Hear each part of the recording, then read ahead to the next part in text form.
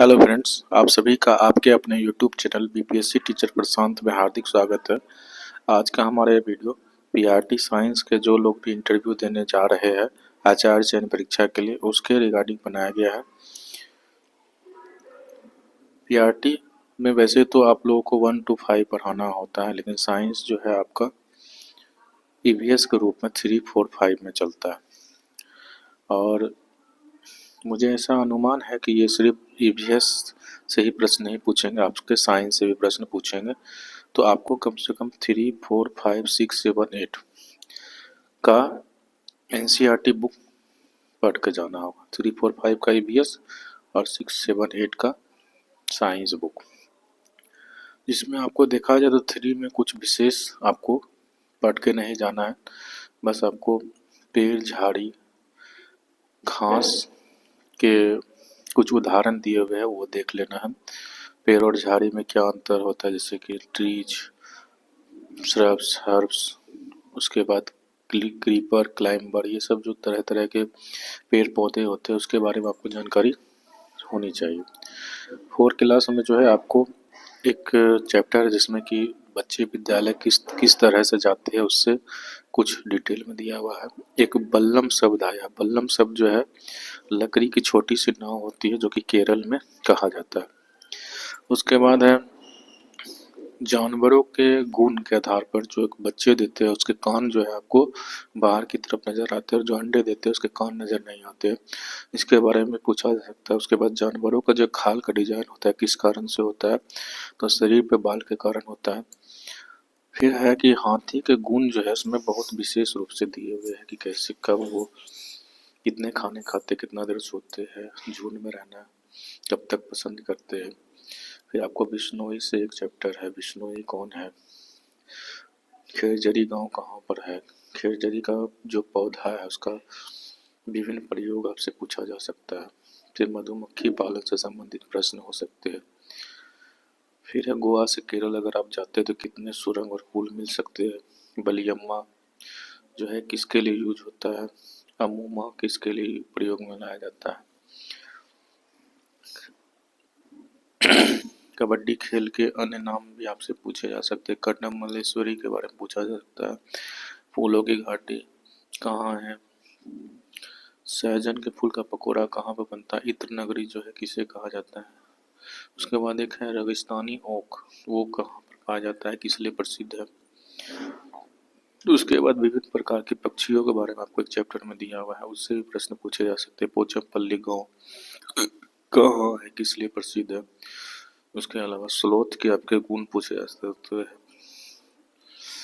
निफेनिथ्स जो एक शिकारी पौधा है उसके बारे में पूछा जा सकता है। मलेरिया की दवा के बारे में पूछा जा सकता है कि सिंकोना के पेड़ के छाल से दवाई कैसे बनाई जाती है।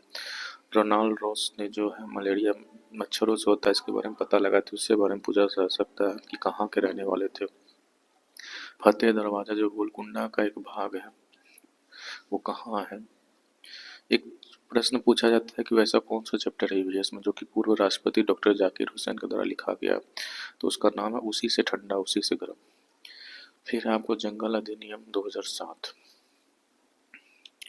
ये सब मुख्य रूप से आपके महत्वपूर्ण ईवीएस के पार्ट थे। अब हम लोग विज्ञान में चलते हैं। आप लोग को शायद पता हो या ना हो, तो कक्षा 6 में जो विज्ञान का किताब पर चलता था वो नया अब चलने लगा जिसका नाम है जिज्ञासा। तो आपसे ये भी पूछा जा सकता है विज्ञान क्या है। साइलेंट वैली बचाओ आंदोलन जो हुआ था, तो साइलेंट वैली कहाँ पर है, तो केरल में। सलीम अली जिसे भारत का पक्षी पुरुष कहा जाता है उसके बारे में आपसे पूछा जा सकता है कि पद्म विभूषण कब मिला था, क्योंकि उनमें खास जो है आपको बॉक्स में दिया हुआ है। अनुकूलन किसे कहते हैं। जैव विविधता से आप क्या समझते हैं। सजीव निर्जीव से आप क्या समझते हैं। भोजन के जो घटक है कार्बोहाइड्रेट, वसा, प्रोटीन, विटामिन, उसके बारे में पूछा जा सकता है कि किस किस भोजन में पाया जाता है, उसकी कमी से कौन सा बीमारी हो सकता है। फिर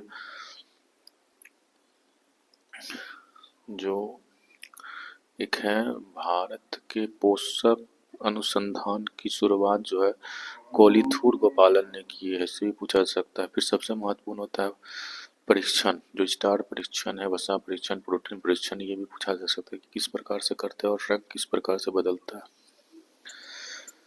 फिर आपसे दिशा सूचक यंत्र के बारे में पूछा जा सकता है। चुंबक की विशेषता, जो उसका ध्रुव होता है, उसके बारे में पूछा सकता है। किसी वक्र रेखा की लंबाई आप कैसे मापेंगे, गति के कितने प्रकार हो सकते हैं। तापमापी यंत्र के बारे में पूछा जा सकता है। सेल्सियस, फ़ारेनहाइट और केल्विन के बीच में संबंध पूछा जा सकता है। सेल्सियस को फ़ारेनहाइट में या फ़ारेनहाइट को केल्विन में या किसी को आपस में बदलने के लिए दिया जा सकता है। फिर है आपका वाष्पन संघनन। वाष्पन संघनन के बारे में पूछा जा सकता है। जल की तीनों अवस्था के बारे में पूछा जा सकता है। वर्षा चक्र को आपको ब्लैक बोर्ड पर डिफाइन करने के लिए दे सकते हैं। फिर सबसे महत्वपूर्ण चैप्टर है सेपरेशन, जो आप अलग अलग पदार्थ के मिल जाने पर किस प्रकार से सेपरेट करते हैं, पृथक करते हैं, उसके बारे में प्रश्न पूछा जा सकता है। उसके बाद आपको उत्सर्जन से आप क्या समझते हैं, श्वसन क्या है, उद्दीपन क्या है, जगदीश चंद्र बोस किस लिए फेमस है, और सजीव निर्जीव के बीच क्या डिफरेंस है, वर्षा जल संरक्षण किसे कहते हैं, जीवाश्म ईंधन क्या है, उसके उदाहरण पूछे जा सकते हैं। प्राकृतिक गैस क्या है, नवीकरणीय और नवीकरणीय संसाधन में क्या अंतर है, उसके उदाहरण पूछे जा सकते हैं। तारामंडल क्या है, ध्रुव तारा क्या है, गुण, ध्रुव तारे के गुण बताए जा सकते हैं, पूछे जा सकते हैं। ग्रह क्या है, उपग्रह क्या है, सूर्य क्या है, तारे क्या है, क्षुद्र ग्रह क्या है, धूमकेतु क्या है।